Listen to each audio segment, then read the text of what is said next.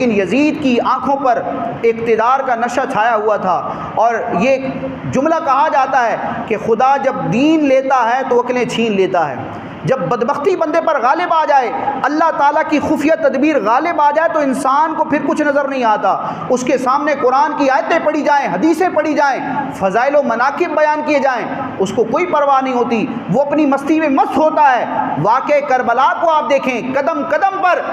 اور بالخصوص 10 محرم الحرام کو عاشورے کے دن شہادت سے پہلے امام حسین رضی اللہ تعالیٰ عنہ نے کربلا کی زمین پر جو خطبہ دیا، اس کے کلمات آپ پڑھیں۔ آپ رضی اللہ تعالیٰ عنہ نے یزیدیوں کو اس ظلم سے باز رہنے کا کہا، تلقین کی، ان کو ہدایت کی، گویا کہ نیکی کا حکم دیا، امر بالمعروف نہی عن المنکر کیا، اور ساتھ ہی میں اپنے فضائل کا بھی بیان کیا، اور ان کو کہا کہ جانتے نہیں ہو کہ میں کون ہوں، میں کس کا نواسا ہوں، مجھے حضور سے کیا نسبت ہے، اور مجھے اذیت دینا اور معاذ اللہ مجھے شہید کرنا، میرے خانوادے پر یہ ظلم ڈھانا کتنا بڑا جرم ہے۔ بہت سارے کلمات امام حسین رضی اللہ تعالیٰ عنہ نے بیان کیے، لیکن اس کے جواب میں ان کی طرف سے جو بے باکیاں تھیں، جو بدتمیزیاں تھیں، جو گستاخیاں تھیں، وہ کتابوں میں موجود ہیں، وہ تاریخ کے گویا کے سیاہ اور آنکھ ہیں۔ ان کا دل نرم نہ پڑا، وہ ہدایت کی طرف مائل نہ ہوئے، اور اتنا بڑا ظلم کر کے انہوں نے ہمیشہ کے لیے اپنے نامہ اعمال کو سیاہ کر لیا۔ تو واقعہ کربلا سے جہاں حسینیت کا پتہ چلتا ہے، حق پر قائم رہنے اور باطل کے سامنے نہ جھکنے کا درس ملتا ہے، وہیں سے یہ عبرت بھی ملتی ہے کہ ایک وقت ایسا بھی آتا ہے کہ انسان پر ہدایت اثر نہیں کرتی۔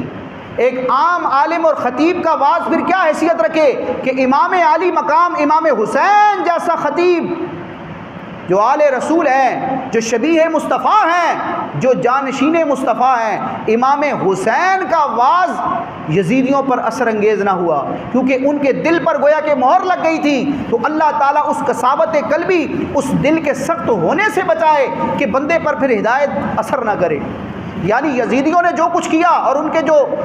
مکالمہ تھا، وہ آپ پڑھیں تو آپ حیران رہ جائیں گے کہ وہ بظاہر کلمہ پڑھنے والے تھے، بظاہر اپنے آپ کو مسلمان کہنے والے تھے، لیکن وہ اہل بیت اطہار اور امام حسین پر یہ ظلم ڈھانا گویا کہ نیکی سمجھتے تھے۔ یعنی ان کا بیانیہ ایسا تھا، وہ سمجھتے تھے کہ ہم حق پر ہیں، ہم جو کچھ کر رہے ہیں ہم اجر پائیں گے، اور معاذ اللہ وہ بدبخت امام حسین کو کہتے کہ معاذ اللہ آپ کا جو آگے کا معاملہ ہے وہ بڑا خطرناک ہے، اور گویا کہ جس طرح ایک گناہگار کو، بدکار کو ڈرایا جاتا ہے کہ تمہیں جہنم ملے گی، تم جہنم میں جاؤ گے، جہنم کی آگ تمہیں جلائے گی، ڈرایا جاتا ہے، معاذ اللہ ثم معاذ اللہ ان بدبختوں نے جو کہ خود نار کے حقدار تھے، امام حسین کے لیے ایسی باتیں کر رہے تھے۔ تو آپ بتائیں اور سوچیں، اللہ تعالیٰ ہمارے ایمان کی حفاظت فرمائے۔ دل میں جو رحم کا جذبہ ہے نا، یہ اللہ کی بہت بڑی نعمت ہے۔ آج جانوروں پر بھی ظلم کیا جاتا ہے، انسانوں پر ظلم کیا جاتا ہے، کیا کچھ نہیں کیا جاتا ظلم کے نام پر، اور اس کو انجوائے کیا جاتا ہے، اس کو اپنی طاقت کا نام دیا جاتا ہے۔ بعض بدبخت تو ایسے ہیں جو جانوروں پر اور کمزوروں پر ظلم کرنے کو بہادری کی علامت سمجھتے ہیں، فیشن ہے وہ، کہ بھائی میں پیسے والا ہوں، جس کو بھی میں تھپڑ مار دوں، جس کو بھی 2 ہاتھ رکھ دوں، مجھ سے کوئی پوچھنے والا نہیں ہے، میری دھاک ہے۔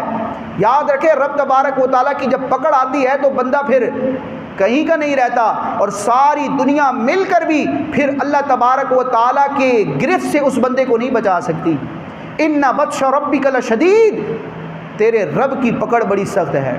تو یزیدیوں کا جو معاملہ تھا وہ گویا کہ اس کو نیکی سمجھتے تھے، تو اللہ کی پناہ ہے۔ واقعہ کربلا سے یہ درس بھی ملتا ہے کہ ہمیں اپنے ایمان کی بھی حفاظت کرنی ہے، اور ایسے کام کرنے ہیں، ایسی صحبت میں رہنا ہے، ایسے لوگوں کی باتیں سننی ہیں، ایسے رستے کو اختیار کرنا ہے کہ ہمارا دل نرم پڑے، مخلوق الہی کے لیے مہربانی کا جذبہ پیدا ہو، اور ہم اپنے آپ کو ظلم سے بچائیں۔ آج ایسے بھی لوگ ہوتے ہیں جو امام حسین کے نام کی نیاز تو دیتے ہیں اور کہتے ہیں کہ ان پر بڑا ظلم ہوا، وہ امام مظلوم تھے، یزید بڑا ظالم تھا، لیکن ان کے ذاتی معاملات دیکھیں تو اپنے خاندان کے کئی افراد کا وہ حق دبا کر بیٹھے ہیں، اپنے محلے والوں اور اپنے سے منسلک افراد پر وہ ظلم کر رہے ہیں۔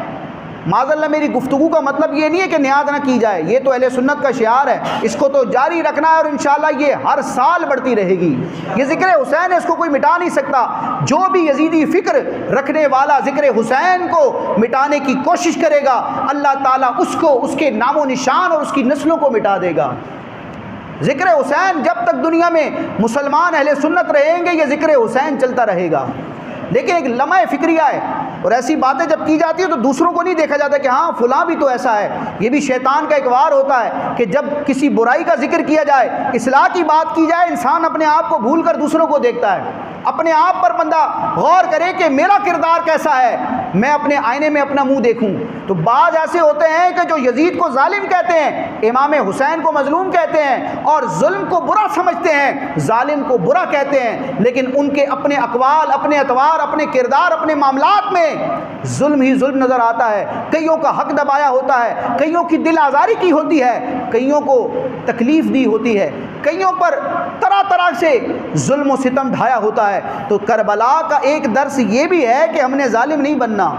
یزید ظالم تھا، ابن زیاد ظالم تھا، ابن سعد ظالم تھا، یزیدی ظلم کرنے والے تھے، اور ظالم کے لیے جو وعیدیں ہیں ان وعیدوں کے وہ حقدار تھے۔ تو جہاں ہمیں حق پر رہنے کا درس امام حسین کی سیرت سے ملتا ہے، وہیں پر یزیدیوں کے اس سیاہ کردار سے ہمیں یہ درس عبرت بھی ملتا ہے کہ ہم نے ظالم نہیں بننا۔ کوئی بھی معاشرے کا باشعور شخص ظلم کو پسند نہیں کرتا۔